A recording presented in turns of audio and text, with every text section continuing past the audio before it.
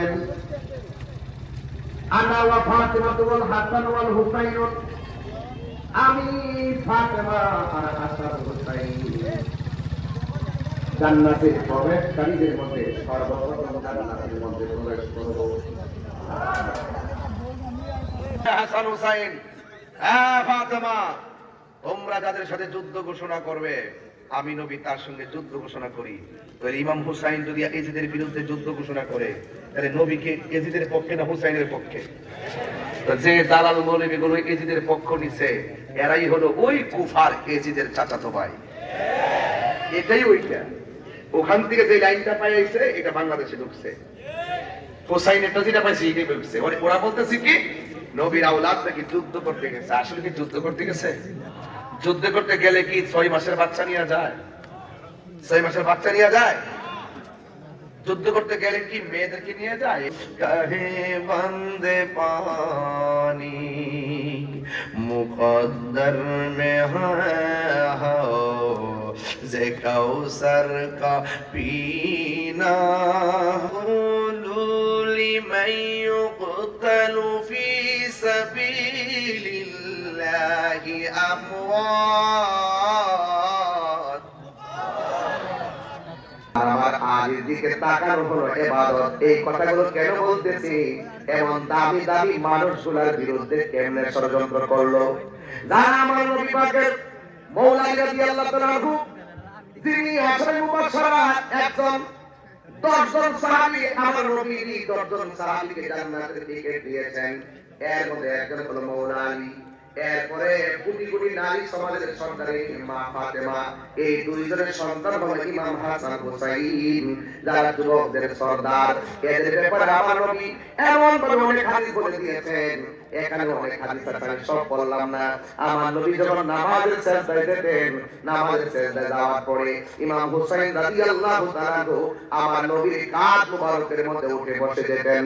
আমার যখন সিজদা থেকে মাথা মুবারকটা তুলতেন, পিছন দিকে হাত দিয়ে জমির মধ্যে বসাইতেন। আবার তিনি সিজদার মধ্যে যেতেন, আমার সিজদা থেকে মাথা মুবারকটা তুলে পিছন দিকে ধরে আবার পিছন দিকে জমিনে বসাতেন। এরপর যখন নামাজ শেষ হয়ে যেত, আমার নবী আপনার নবীর পিছন দিক দিয়ে টান দিয়ে এনে আমার নবীর উরু মুবারকের মধ্যে বসাইয়া দিতেন। এমন ভালোবাসার মানুষগুলো যারা গলায় ছুরি চালাইছে, আল্লাহু আকবার, আল্লাহু আকবার, এদের সঙ্গে কোনো আপোষ, এই জন্য যুবক ভাইরা এদের সঙ্গে আপোষ করা যাবে না। যে ঠোঁটের মধ্যে আমার নবী চুমা দিয়েছেন, এই ঠোঁট দিয়েই বিস্মান করে ইমাম হাসানকে শহীদ করে দিয়েছে। যে গলার মধ্যে ইমাম হুসাইনের গলার মধ্যে আমার নবী চুমা দিয়েছে, বাবা কি দিয়ে আমি এত করুণ কথাগুলো বোঝাবো, ঘটনা তো অনেক লম্বা। আমার নবী আপনার নবী যেই গলার মধ্যে চুমা দিত, ওই গলার মধ্যে কেমনে ছুরিটা চালাইয়া নবীর আওলাদের বিদায় করে দেওয়া নীল নকশা আঁকলো। রোজ হাশর মে क्या जवाब है मुस्तफा के सामने, নবীর সামনে তোমরা কেমনে চেহারা দেখাইবা। বন্ধুগণ, আমার নবী আপনার নবী দুনিয়া থেকে যাওয়ার আগে ডাক দিয়া বলছিলেন, হুসাইন আমি তোমাকে বলে দিয়ে যাই, যে এই জায়গার মধ্যে গেলে ওই খেজুরের ডালের মধ্যে কূপ দিলে রক্ত বের হবে, আর যেই জায়গায় গেলে তোমার গোড়ার পাগুলো মাটির নিচে দেবে যাবে, মনে রাখবা সেই জায়গাটাই হলো তোমার শাহাদাতের সেন্টার। এই হাদিস দ্বারা প্রমাণ হয় আমার নবী হলো গায়েবের খবর দেনেওয়ালা। আর উম্মে সালমার কাছে আমার একটা বোতল দিলেন, আল্লাহু আকবার বলেন কেন? তার কি ইতিহাস জানতে হবে না? এমন একটা বোতল দিয়া ভিতরে কিছু পাল দিলেন, দিয়ে ঢাকনাটা লাগাইয়া এবার উম্মে সালমার কাছে বললেন, হে উম্মে সালমা, যেই দিন এই ভিতরে বালুগুলো রক্ত হয়ে যাবে, সেই দিন মনে করবা আমার হুসাইনকে তারা দুনিয়া থেকে শহীদ করে দিয়েছে। বন্ধুগণ, এই হলো মোটামুটি মহরমের উপর অনেকগুলো কথা বললাম। কেন মহরমের মাসটা আমাদের কাছে অত্যন্ত মনে রাখার মতো। এই দিনের ভিতরে ইতিহাস রচনা হয়েছে, ওই দিন থেকে আমরা কমিটমেন্ট করেছি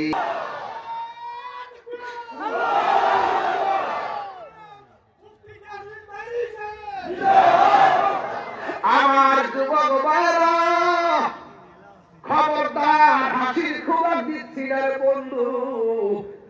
ভাই বর্ধন রক্তের বাঁধন।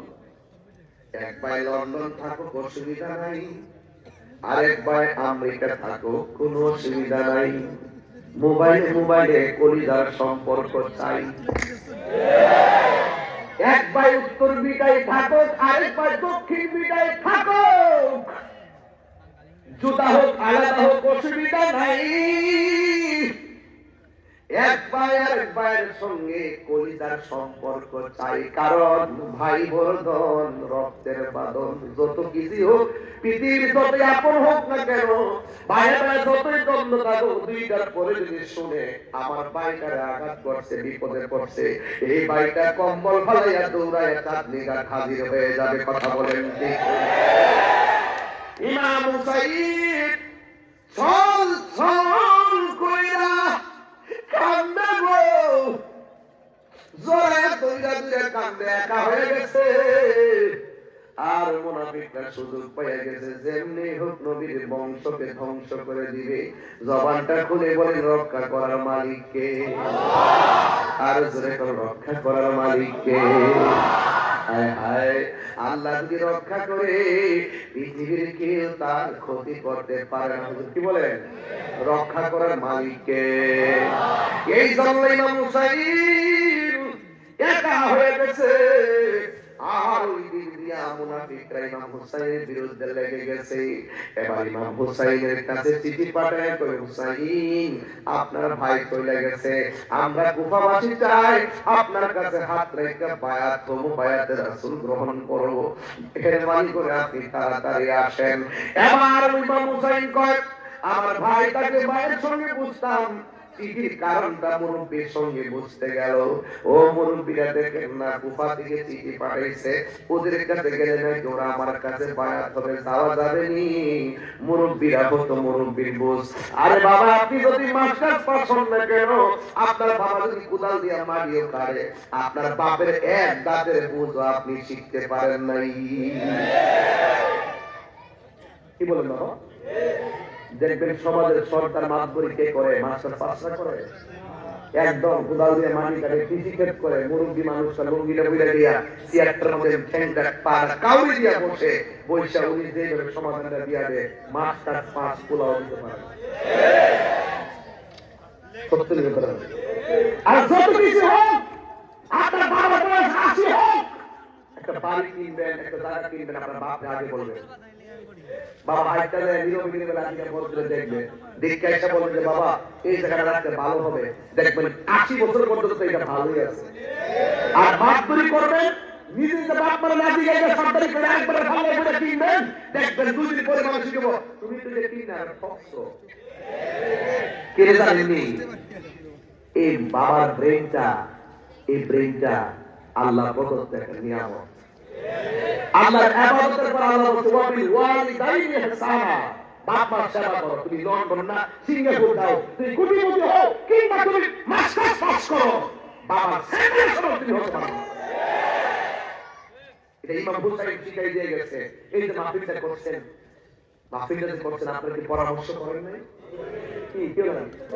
তাই মোজার সমস্ত গণ্যমান্য ব্যক্তিরা কি শুধু একবার কয়েকবার বলছেন না?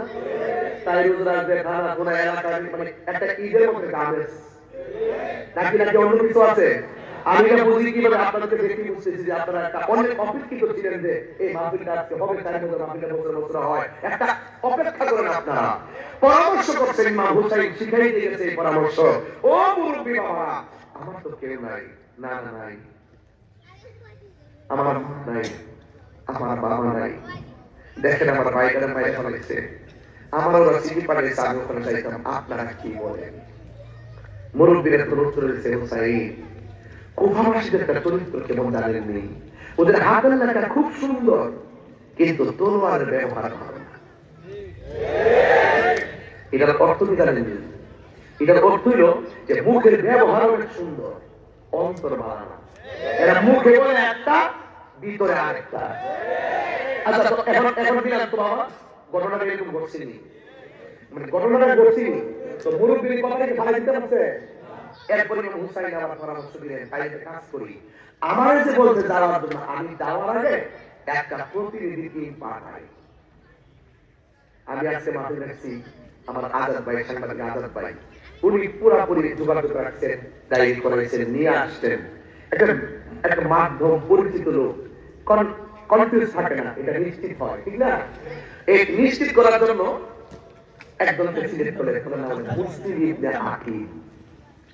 আপনি একটু জানতো আপনার কষ্ট হচ্ছে নাকি? আবার আমি কিন্তু ঠান্ডার জামা দিয়ে ওয়াজ করতেছি, বুঝাই দিতেছে আপনাকে, 2 সেকেন্ড বুঝাই দিয়ে দেয় মহরমের তাৎপর্য কেন। মহরমটা আমাদের কাছে এত নাড়া দেয় বছরে বছরে। এই মহরম মাসটা আসলে মূলত একটা ঈমানি চেতনার মাস।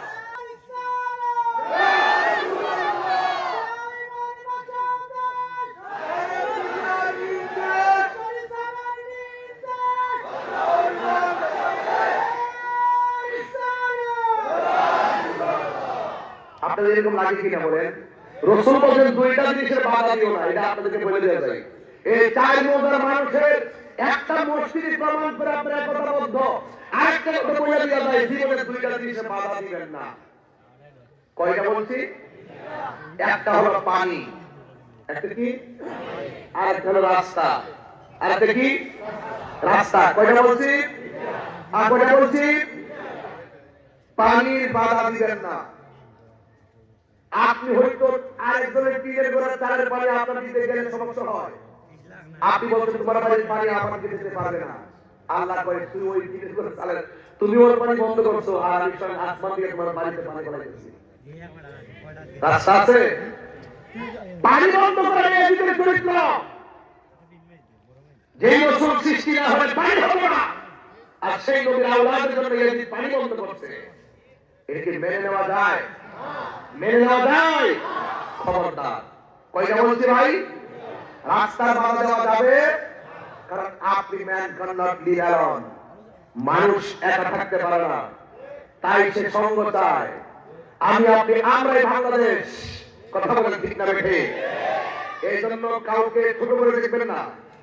আমার ওয়াজের ধাঁচ একটা, আপনার ওয়াজের ধাঁচ একটা, আপনিও খেদমত করছেন আপনার ভাষায়, আমিও খেদমত করছি আমার ভাষায়, কথা বলেন ঠিক না বেঠে?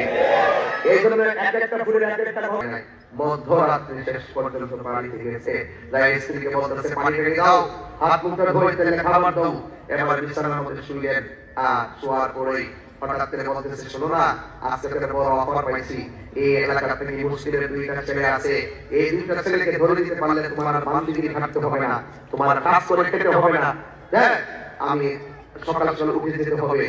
এমনি তো মহিলার ভিতরে একটা চিপ দিছে, আর এই বাচ্চা 2টা আমার ঘরে আছে, পর্দা দিয়ে ঘুম পাড়ে রাখছে, হ্যাঁ, এবার হঠাৎ করে মাঝ রাতে ছোট্ট বাচ্চাটাকে চিৎকার দিয়ে উঠছে, এমনি হাল বলছে কি ব্যাপার, আমার ঘরের মধ্যে আওয়াজ কেন, বাচ্চার আওয়াজ কেন শোনা যায়, মানুষ আমার ঘরে ছিল না।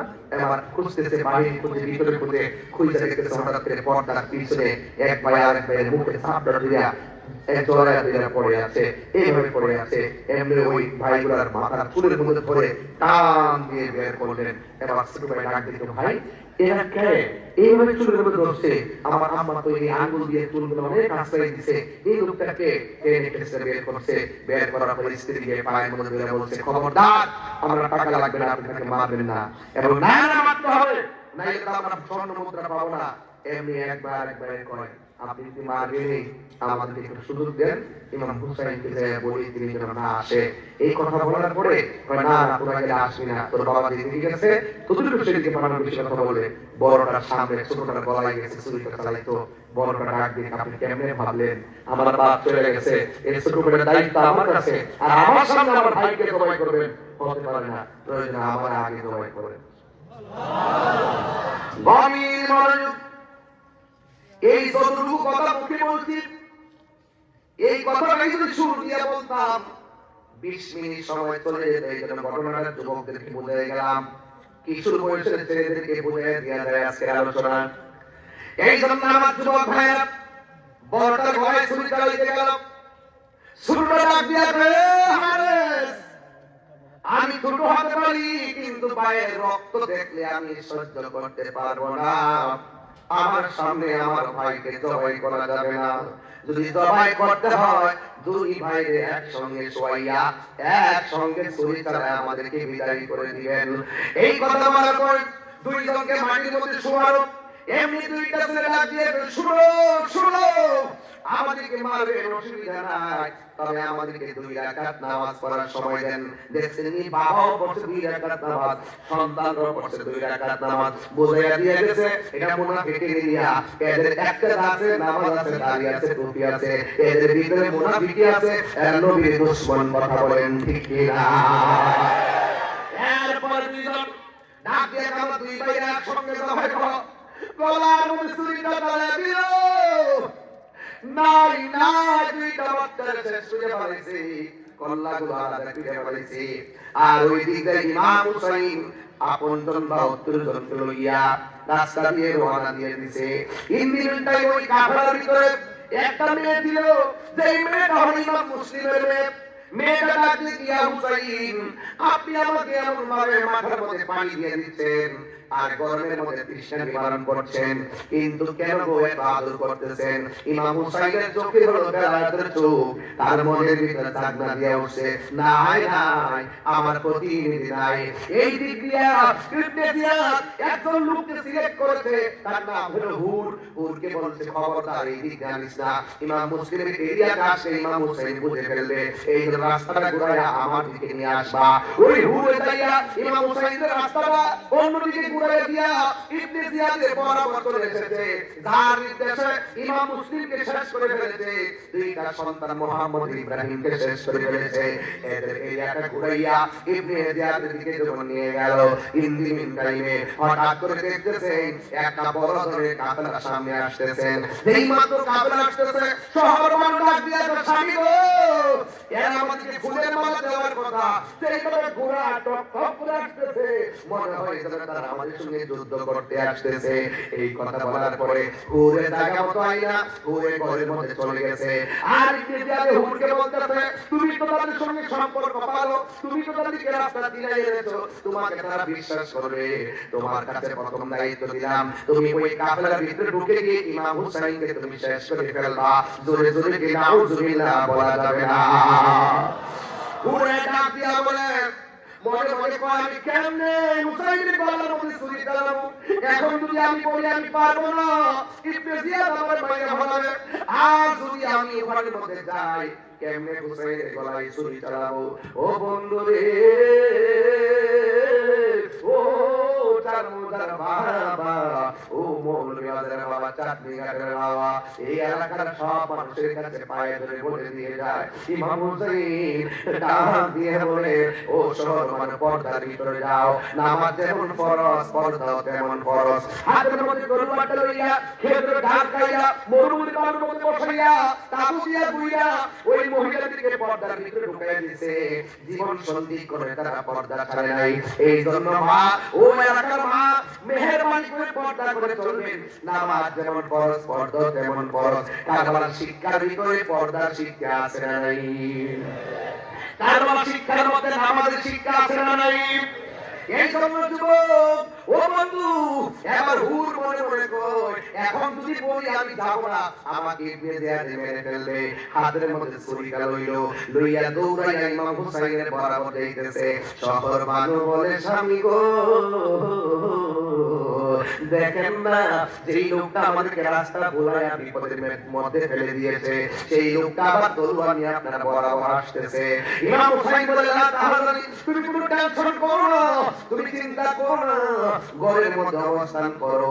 এবার হুর ইমাম হুসাইনের কাছে আসলেন, আয়েশা ডাক দিয়ে কয়, ও হুসাইন, আপনি কত ভালো মনের মানুষ, আমি আপনাকে আগায় নিতে আসছি, মস্কের পানি দিয়ে মাথাটা ধুয়ে দিয়েছেন, আমি আপনার আগায় নিতে আসছি, বারবার আপনি মেহমান সুলভ আচরণ করেছেন, আমি আপনাকে আগায় নিতে আসছি, মস্কের পানি খাওয়াইয়া আমার তৃষ্ণা নিবারণ করছেন। হ্যাঁ হুসাইন, আমাকে ইবনে জিয়াদ বলতে আমি সর্বপ্রথম আপনার বিরুদ্ধে যুদ্ধ শুরু করতাম, এরপরে তারা আপনার বিরুদ্ধে নেমে যাবে। ইমাম হুসাইন বলে, ঠিক আছে, তুমি যদি মারতে চাও মারো। ইমাম হুসাইনকে হুর ডাক দিয়ে বলে, এই লোকটা নিজে পানি পান না কইরা, নিজে পান না কইরা আমাকে পানি পান করে আমার তৃষ্ণা দূর করেছে।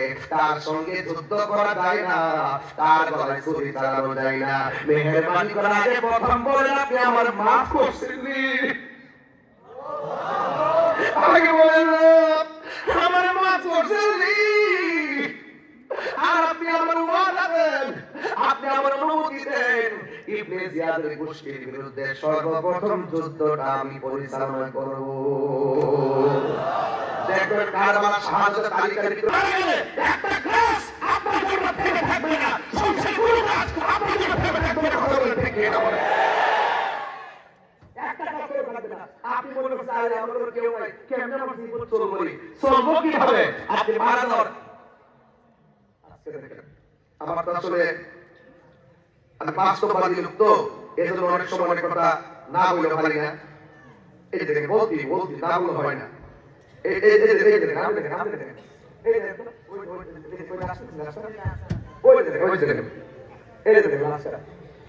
আজকাল গাড়ি দিয়ে গেছি তো হাইরোড ব্লক হাইরোডের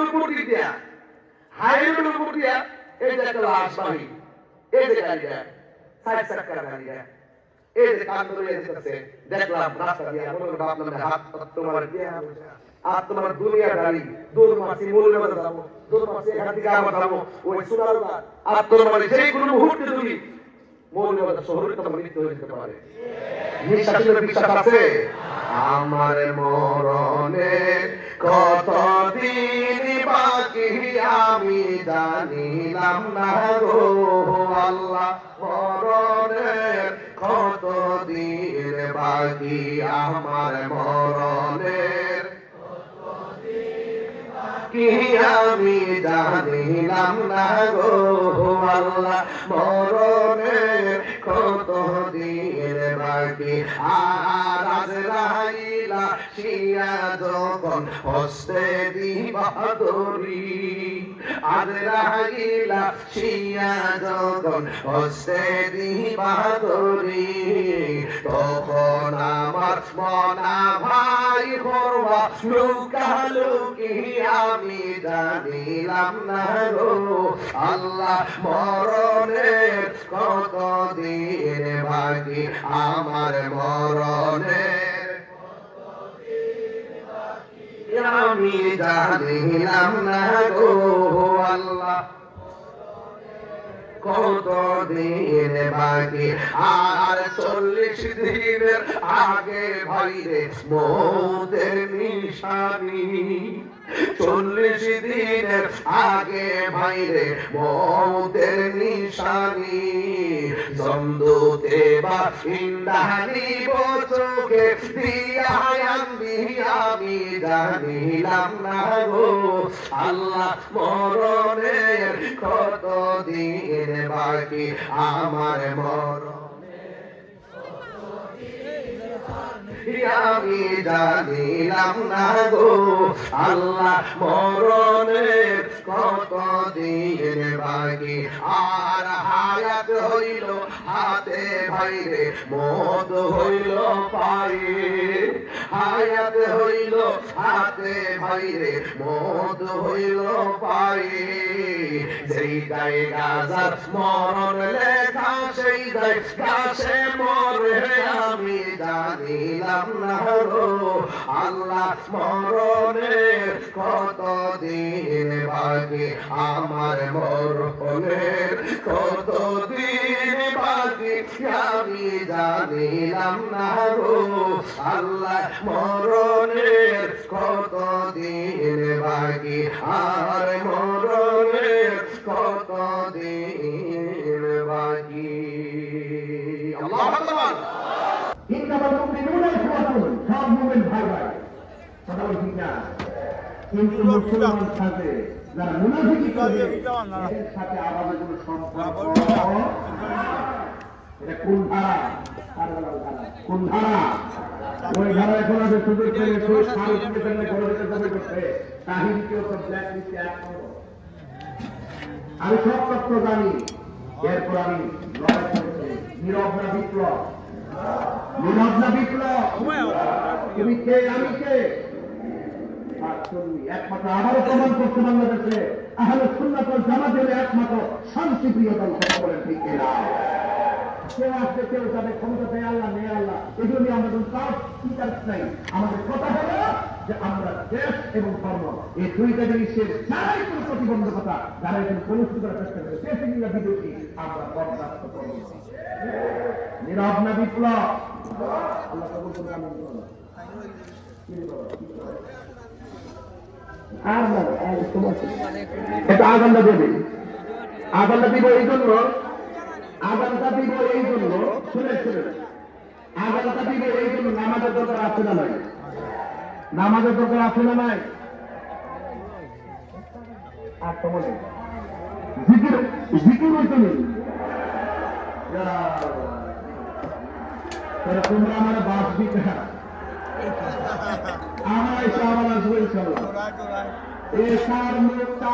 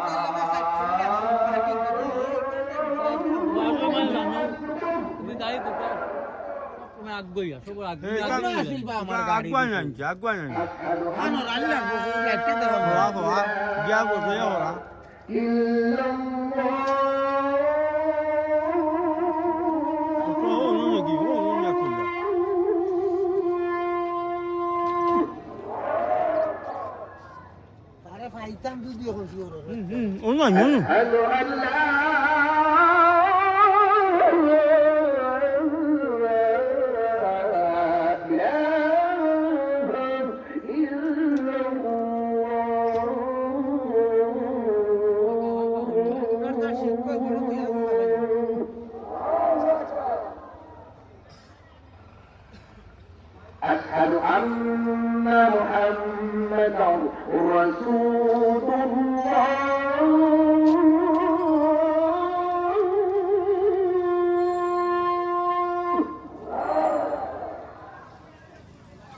أشهد أن محمدا رسول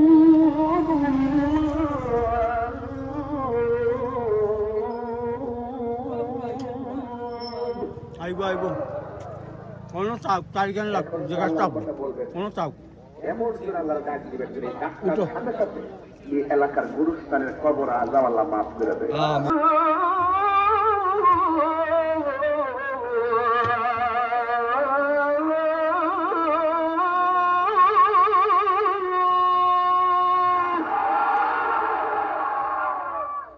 حي على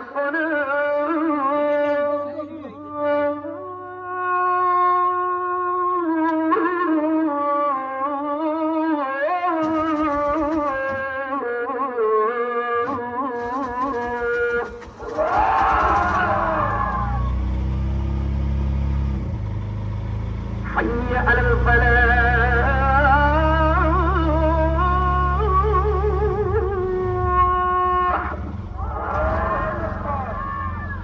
حي على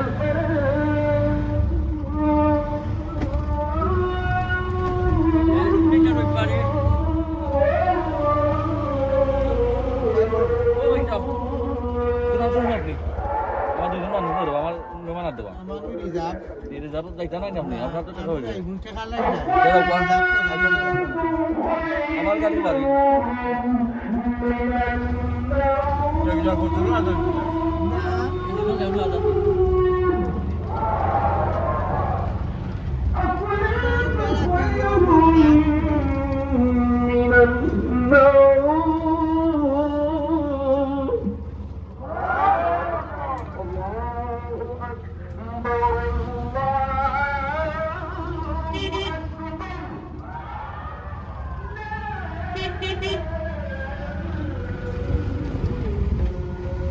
গ্যাস